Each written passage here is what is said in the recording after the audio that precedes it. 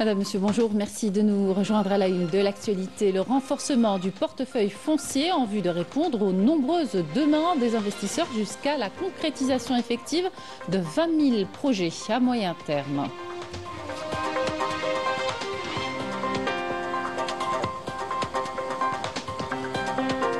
Et toujours à propos d'investissement, lors du sommet du partenariat à New Delhi, le ministre du Commerce intérieur et de la régulation du marché national, Taïb Zitouni, appelle à saisir les opportunités d'investissement offertes par l'Algérie.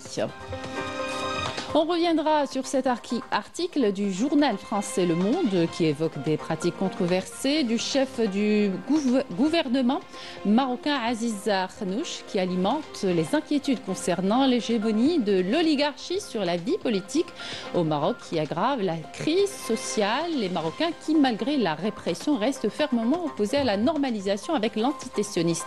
Et puis les forces d'occupation sionistes poursuivent leur agression contre la bande de Gaza, n'épargnant aucun endroit dans l'enclave palestinien et puis au Liban. Des attaques sionistes des plus meurtrières depuis l'entrée en vigueur d'un cessez-le-feu la semaine dernière ont eu lieu hier soir sur 2 villages du sud du Liban.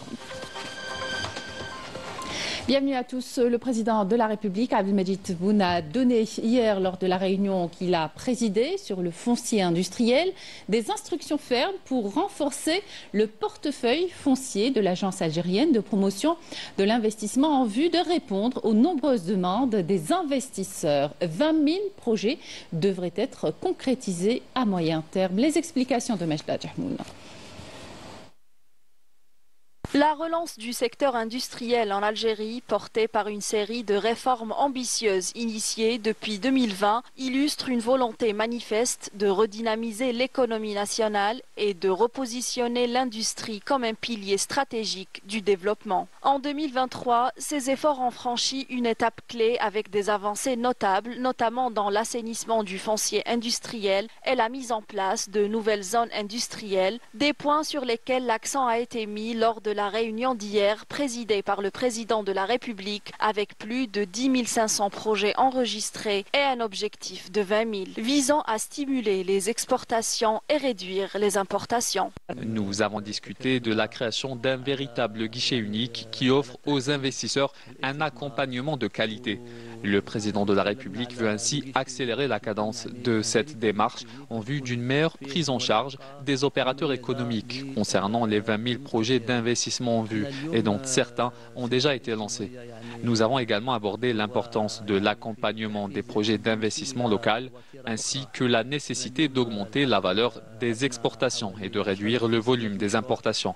Cette dynamique s'inscrit dans une stratégie visant à répondre efficacement aux besoins des investisseurs en matière de foncier industriel, tout en simplifiant les démarches pour concrétiser leurs projets. L'objectif est de créer un environnement propice à l'investissement et de surmonter les obstacles bureaucratiques. Le président de la République nous a instruit de consacrer le guichet unique comme seul mécanisme pour l'investisseur pour avoir accès à tous les services et obtenir toutes les autorisations dont il aura besoin, car pour lui, c'est la seule solution pour éradiquer les lenteurs bureaucratiques et améliorer le climat d'investissement.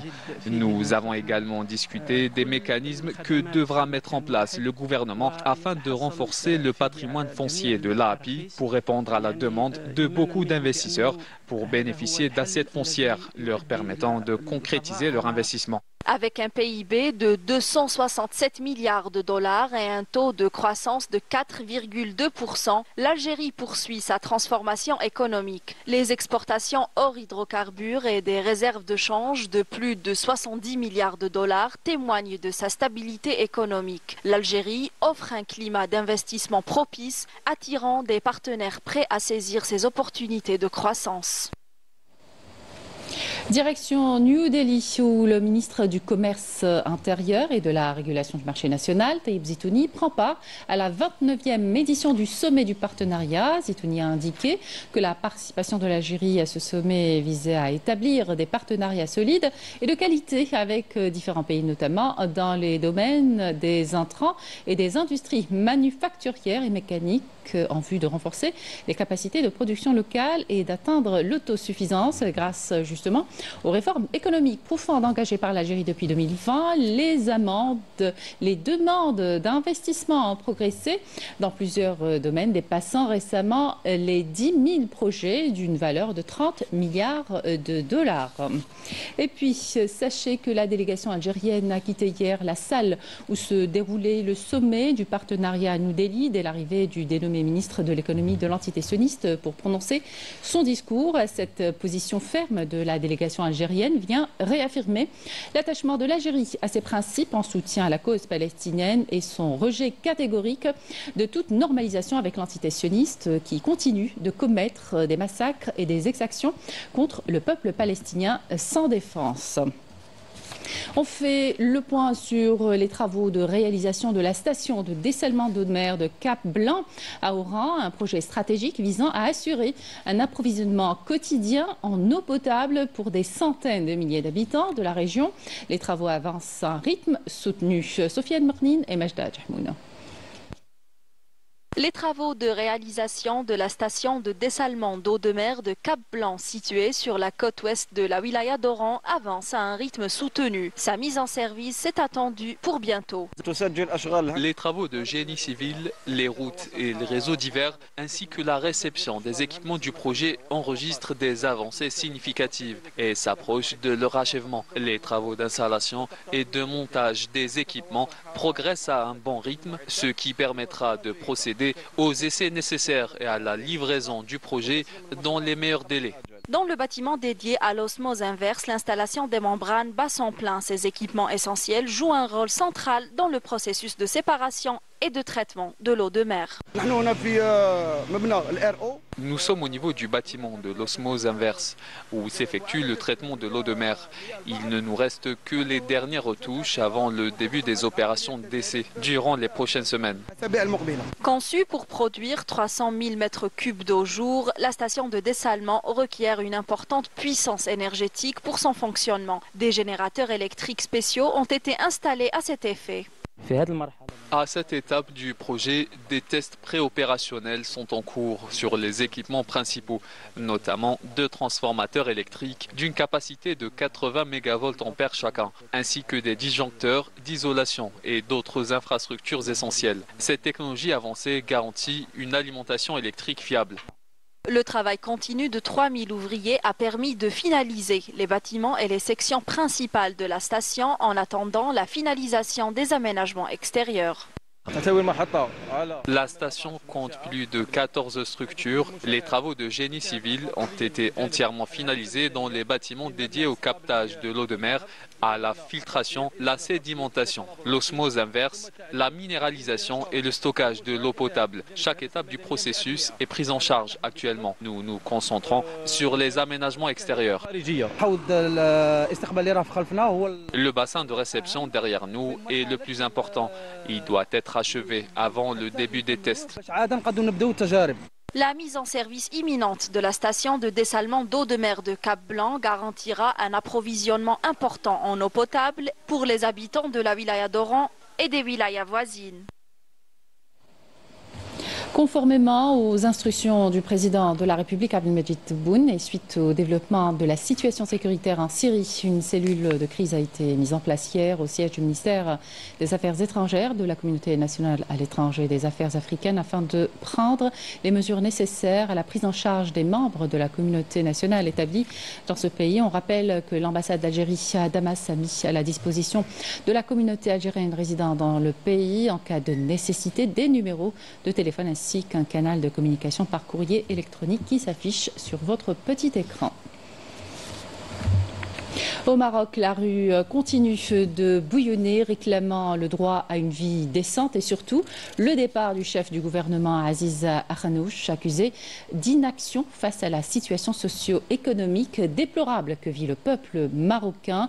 Le journal français Le Monde a évoqué dans un récent article des pratiques controversées d'Akhanouch qui alimentent les inquiétudes concernant l'hégémonie de l'oligarchie sur la vie politique au Maroc à travers des nominations douteuses au sein du gouvernement et des institutions lors d'un récent remaniement. Raouf Hamouch.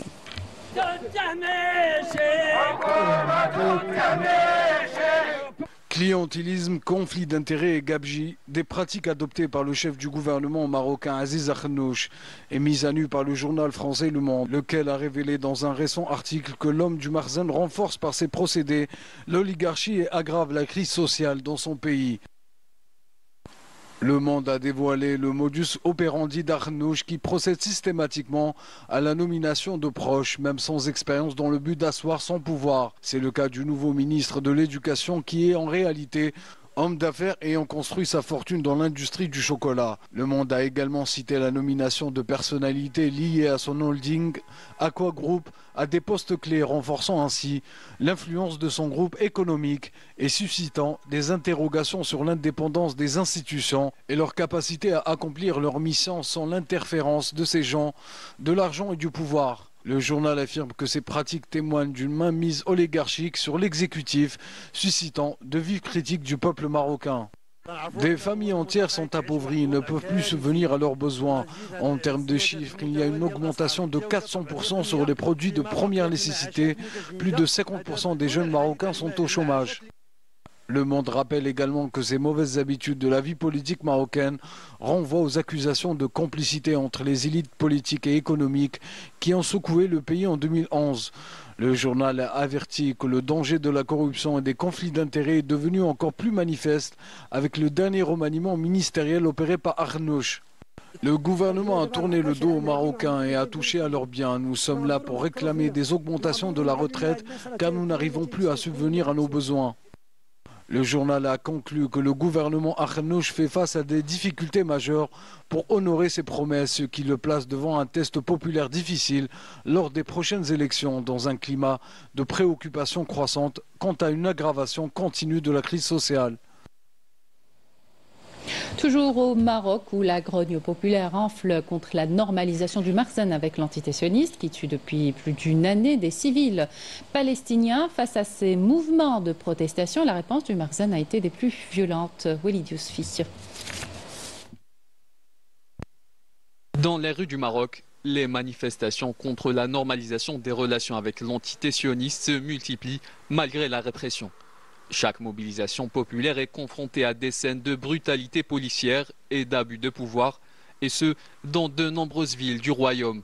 Les Marocains restent fermement opposés à cette normalisation et refusent de rester silencieux devant le génocide des Razaouis. Votre silence reflète votre complicité. Il n'y a plus de place ni pour la neutralité, ni pour le mutisme. Honte à tous ceux qui sont pour la normalisation avec l'entité sioniste.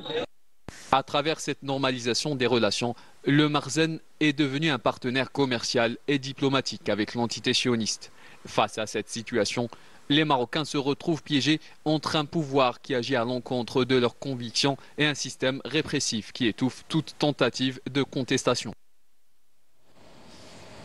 On fait le point à présent sur la situation à Raza. Les forces d'occupation sionistes poursuivent leur agression contre la bande de Raza, n'épargnant aucun endroit dans l'enclave palestinienne qui ne cesse de cibler et de bombarder, y compris des hôpitaux, des écoles et des institutions des Nations Unies, transformées en centre d'hébergement pour les personnes déplacées. Ce matin, au moins 3 Palestiniens sont tombés en martyrs dans un bombardement de l'armée sioniste à Beit Lahia. Un Palestinien est tombé en martyr au nord-est de Rafah, alors que d'autres sont tombés en martyr et certains ont été blessés dans un bombardement au sud de la ville de Raza, tandis que des appels ont été lancés pour secourir les personnes coincées sous les décombres. Et à Khan Younes, les familles palestiniennes ont été contraintes de quitter leur domicile une nouvelle fois à la recherche d'un endroit sûr pour se protéger des massacres perpétrés par les forces d'occupation sionistes qui ont lancé des appels d'évacuation sur les réseaux sociaux, sachant que les Razaouis ne possèdent plus rien, encore moins des téléphones rechargés.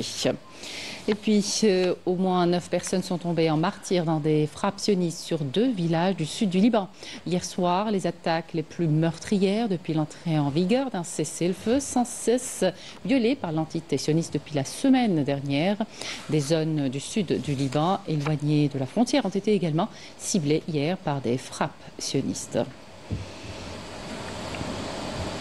Voilà qui termine cette édition. Merci de votre attention. Excellente suite des programmes sur Canal Algérie.